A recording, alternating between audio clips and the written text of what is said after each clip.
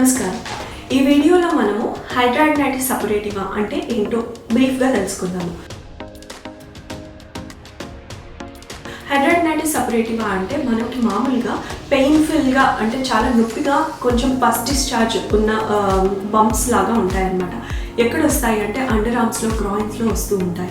So ఇలాంటివి మామూలుగా ఎవరైనా చూసినప్పుడు కొంచెం జాగ్రత్తగా అప్రమత్తంగా ఉండాలి. సో ఎగ్జాక్ట్గా హైడ్రాడినైటిస్ సపరేటివాలో ఏమవుతుందంటే స్కిన్ యాబ్సెస్ ఉంటాయన్నమాట. యాబ్సెస్ అంటే మనకి చీముగడ్డల్లాగా అనమాట. ఆ చీముగడ్డలు చిన్నగా చాలా చిన్న పొక్కల దగ్గర నుంచి బాగా పెద్దగా అంటే ఆల్మోస్ట్ ఆల్మండ్ సైజ్ కానీ లేదంటే ఇంకా ద్రాక్ష అంత సైజ్ వరకు వచ్చే ఒక చీమగడ్డల్లాగా అవుతూ ఉంటాయి అన్నమాట.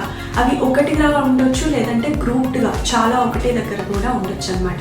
సో ఒకటిగా ఉంటే అప్పుడప్పుడే స్టార్ట్ అవుతుంటే దాంతో స్టార్ట్ అవుతుంటుంది.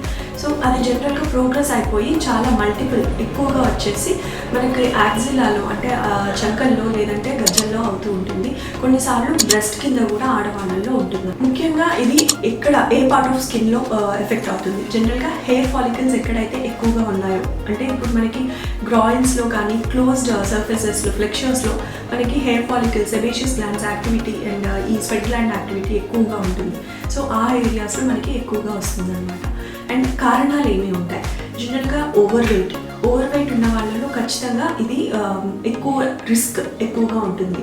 అండ్ స్మోకింగ్ కూడా ఇది ఎక్కువగా వస్తుంది అనమాట. అండ్ జనరల్గా హైడ్రాడినైటిస్ సపరేటివా ఉన్న వాళ్ళలో యాక్ని కూడా కొంచెం ఎక్కువ తీవ్రంగా ఉండే అవకాశం కూడా ఉంటుంది.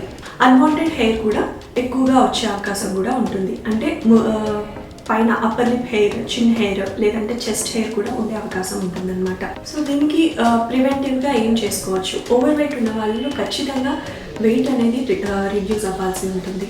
అండ్ స్మోకింగ్ ఒకవేళ ఎక్కువగా అలవాటు ఉందంటే కంప్లీట్గా క్విట్ చేయాలి స్మోకింగ్, లేదంటే ఇది చాలా రిస్క్ ఉంటుంది. దీనికి ట్రీట్మెంట్ జనరల్గా antibiotics, retinoids and oral contraceptive pills, అంటే మీకున్న హార్మోనల్ చేంజెస్ ఏమైనా ఉంటే మనకి ఓసీపీస్ కూడా పెడతాము. సో ఎంత మేరకు ఉందో దాన్ని బట్టి మనము దీనికి ట్రీట్మెంట్ తీసుకోవాల్సి ఉంటుంది.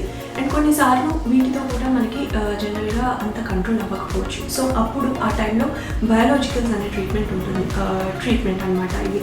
సో ఆ ఇంజెక్షన్స్ కూడా తీసుకోవాల్సిన అవసరం ఉండొచ్చు. సో టెన్షన్ పడాల్సిన అవసరం ఉండదు. డెఫినెట్గా కంట్రోల్ అయితే ఉంటుంది దీనికి. అండ్ ఇన్ కేస్ మీకు బాధపడుతుంటే దగ్గరలో ఉన్న డర్మటాలజిస్ట్ దగ్గరికి వెళ్ళి ట్రీట్మెంట్. హైడ్రాడినైటిస్ సపరేటివా ఉన్న వాళ్ళలో లైఫ్ స్టైల్ చేంజెస్ ఏం చేసుకుంటే బెటర్గా ఉంటుంది? ఓవర్ వెయిట్ ఉన్న వాళ్ళు జనరల్గా ఖచ్చితంగా వెయిట్ అనేది రెడ్యూస్ అవ్వాలి. స్మోకింగ్ ఏమన్నా అలవాటు ఉంటే మాత్రం కంప్లీట్గా స్మోకింగ్ బంద్ చేసేయాలి.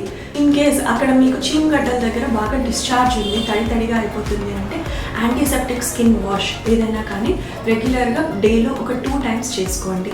అండ్ ఏరియాని తడిగా ఉంచకుండా కొంచెం పొడిగా ఉంచుకుంటే మంచిది. And loose fitting clothes, cotton clothes వేసుకుంటే మీకు ఆ ఫ్రిక్షన్ అనేది లేకుండా ఎక్కువ డిస్కంఫర్ట్ లేకుండా ఉంటుంది. ఆ ఎఫెక్టెడ్ స్కిన్ ఎక్కడైతే ప్రాబ్లమాటిక్ స్కిన్ ఉందో అక్కడ మీరు స్కిన్ షేవ్ చేయకపోవడం మంచిది. అండ్ హాట్ కంప్రెసెస్ పెట్టుకుంటే అంటే పెయిన్ అనేది కొంచెం తగ్గే అవకాశం ఉంటుంది. అండ్ పస్ అనేది మనకి మామూలుగా డ్రైన్ అవుతూ ఉంటుంది. అది ఎక్కువగా పించ్ చేసి పస్ బాగా డ్రైన్ చేయడం అనేది చేయకండి. అది లోపలికి వెళ్ళిపోయి ఇంకా ఇన్ఫెక్షన్ ఎక్కువ అయ్యే ఛాన్సెస్ ఉంటాయి. ఈ జాగ్రత్తలు పాటిస్తే మాత్రం జనరల్గా కొంచెం మీ డిస్కంఫర్ట్ అనేది కొంచెం తగ్గుతుంది, కొంచెం కంఫర్టబుల్గా ఉండొచ్చు. Thank you.